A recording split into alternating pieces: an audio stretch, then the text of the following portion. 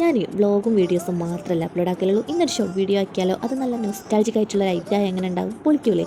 അപ്പോൾ നേരെ വീഡിയോയിലേക്ക് പോകാട്ടോ. പണ്ട് സ്കൂളിൽ പോകുന്ന ടൈമിൽ ഉമ്മച്ചിൻ്റെ അടുത്ത് നിന്ന് കച്ചറ ഉണ്ടാക്കിയിട്ട് ചില്ലറ പൈസ വാങ്ങിയിട്ട് പോയിരുന്നു ഈ ഒരു ഐറ്റം വാങ്ങാൻ വേണ്ടിയിട്ട്. ഇത് ഉണ്ടാക്കൽ അത്ര സിമ്പിളൊന്നല്ല, എന്നാലും നമുക്കൊന്ന് ഉണ്ടാക്കി വെക്കാം.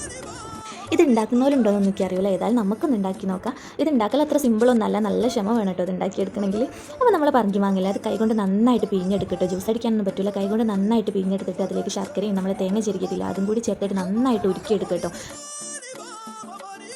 ഓവറായിട്ട് കട്ട് ചെയ്യാനും പറ്റില്ല, എന്നാൽ ഓവറായിട്ട് ലൂസ് ആവാനും പറ്റില്ല. ഏകദേശം ഈ ഒരു പരുവാകുമ്പോൾ നമ്മൾ എടുത്ത് മാറ്റണം കേട്ടോ. എന്നിട്ട് വായൻ്റെലേക്ക് നമ്മൾ നേരത്തെ എടുത്ത് വെച്ചില്ലേ, അതിലേക്ക് ഒഴിച്ചിട്ട് ഞാൻ നേരത്തെ മുട്ടായി സെറ്റാക്കാൻ വേണ്ടിയിട്ട് ഒരു പ്ലാസ്റ്റിക് കട്ട് ചെയ്ത് വെച്ചില്ല, അപ്പോൾ അതിലേക്ക് വേഗം ആ ചൂടോടെ തന്നെ ഇത് പൊതിഞ്ഞ് വെക്കണം കേട്ടോ. രണ്ട് ഭാഗവും അങ്ങനെ മുട്ടായിൻ്റെ ഒരു പരുവാക്കിയിട്ട് വെക്കണം. എന്നിട്ട് നമ്മൾ കുറച്ച് നേരം ഫ്രിഡ്ജിൽ വെച്ചിട്ട് സെറ്റാക്കിയിട്ട് കഴിക്കണം കേട്ടോ. അപ്പോൾ അതിൻ്റെ ആ ഒരു കറക്റ്റ് ടേസ്റ്റ് വരുള്ളൂ.